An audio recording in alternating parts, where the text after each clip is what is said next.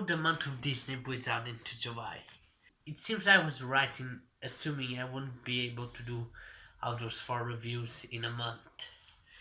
But without further ado, I present you the final review in this month, in this Disney month, Mickey's Wild Adventure, a part of the 16-bit game Mickey Mania.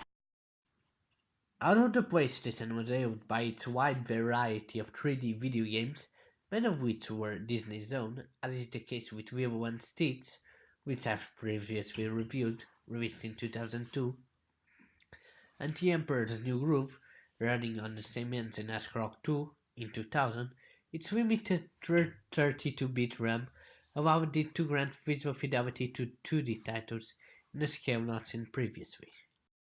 Although the Saturn does have a more powerful GPU when it comes to the design of sprites and flat 2D objects, this game, as a part of the 16-bit Mickey Mania, never saw a release on the Sega system.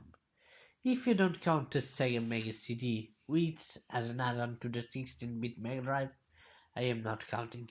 Indeed, as with Rayman and Metal Slug X, they remained, at least for that generation, PlayStation exclusives. Graphics, animated by Disney Studios Florida, responsible for animating parts of Aladdin, Lion King, and The Emperor's New Groove, as well as the Mickey hand-drawn direct-to-video movies, are nice to look at.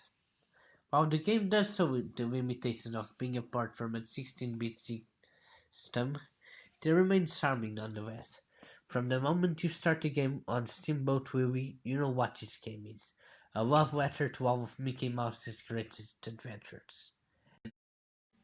Indeed, the levels featured take place in some of the most famous cartoon sorts of the recognizable mouse, from one of the first cartoons with sound, Steamboat Willie, all the way to The Prince and the Pauper from 1990. There's a slight jump from the fifth level included, Mickey and the Beanstalk from 1947, to The Prince and the Pauper, but what is here is really good. This enhanced PlayStation version features additional 3D sections, which, while very impressive on the Sega Mega Drive, as they had to be programmed onto the hardware, are not as impressive in the PlayStation. That doesn't mean, however, that they aren't fun to plow through. Each level is separated in a variety of mini-sections, usually 4 to 6, and, to show their roots from the 16-bit title, they are hard, harder than most kids' games on the system. You cannot save in Mickey Mania, not that you will ever need to.